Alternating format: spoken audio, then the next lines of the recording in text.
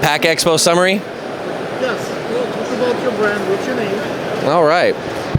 This is Brad. I'm with Abe Equipment from Lincoln, Nebraska. Good old Abe Lincoln. We do craft beverages, so if you've got something to drink, we can put it in a package, get it out to your customer. If you can, we can help you can. That's what we got. One of my clients is Dina Lose the energy drinks. Right? Okay. I have Monster drink, like Red Bull, those kinds. What is the application that I see you doing the cans?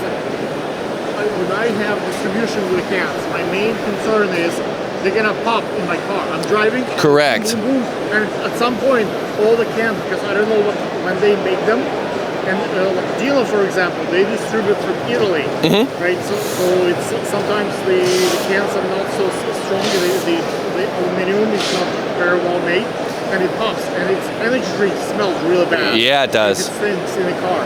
What are the technologies? What do you do to prevent that kind of thing? So there's a couple of things to prevent that. One's going to be the seaming lining. The can lining is going to be a resistant chemical. It's like kind of like a rubber plastic coating they put inside.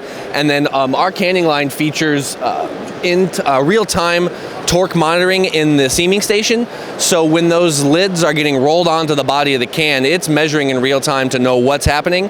And if there's something egregiously out of spec, it kicks that can right off the line right away and never makes it to final package. Okay. Anything else is in your pipeline that you're working on, that you're coming up with as announcements? Yeah, so we are getting away from only servicing the traditional beverage markets with cans and bottles. We're going to be going into the ROPP aluminum can, the hybrid. We're also getting into the small shots, 1-2 ounce containers. How significant is the Today Show for you?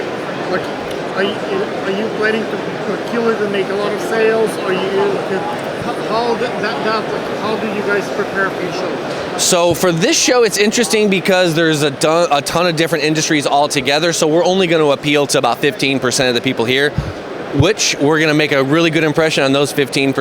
But how do you know who's your 15%? If they all look the same, how do you know who's for real and who's bullshitting? That is a very good question. A lot of times, if they ask us what we do and we ask them what they're filling and they don't know right away, then that's a pretty good vetting tool. Also asking about package size. If you don't know what size your package size is, you're probably not into packaging. I see.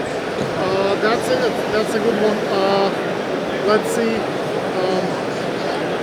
What do you think is the future of the packaging industry as it is? Like, how do you see the industry evolve with Amazon, the new technologies, maybe next 20, 30, 50 years? So that's an interesting question because the technology is going to have to keep up with the changes in markets, and we are seeing bigger and smaller getting bigger. The middle guys are kind of disappearing, and we're seeing a lot of people trying to get into the super craft. So we're going to have small stuff so you can hand fill, but also have the opportunity for them to grow. So not getting the 7,000 cans per second. It's more about getting a quality package that someone can do in a 10,000 square foot warehouse. What kind of steps do you take to make you...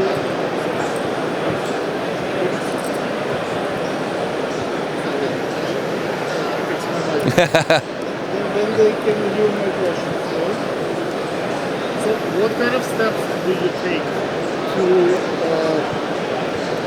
make sure that your potential clients can come here to the show? Like, you probably have maybe 10, 20 folks who already kind of looked at it. They're really interested, but for whatever reason, they didn't buy it. Whether they didn't have the money today or they're budgeting, and you try to come and make them come here so you can pitch again, and hopefully they place the orders. They see you amongst other people, right? What do you do to convince them to come here? So I feel that the shows are not really a closing tool as much as they used to be in the past.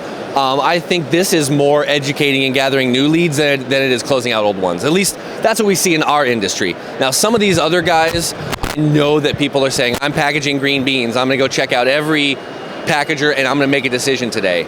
I don't feel that in the beverage industry it's that the same. Decision today, but this is an opportunity for them to smell it, to touch it. So, like, whenever we talk on Zoom in the last 2 years, yeah, it was like fine, but when you actually physically touch it and see it, that's like a very important step in the sales process. Well, I think it is equally important for them to touch out and reach out and see the equipment, but also us, the real person behind it. So I think the interpersonal relationship is a much more important aspect of these shows. For the new folks that come passing through, how do you screen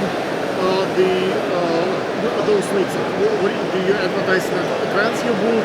What do you do to make them come to you? Because there are plenty of other guys here. Yeah, so in this specific show, we are one of the few beverage packagers, one of the very few that's doing bottles and cans. So from that aspect, we can get them to come to us, which is nice, which is always easier. What's the social media? How people can look you up? We are abeequipment.com, ABE Equipment. We are out there, and our partner, our parent brand is Norland International.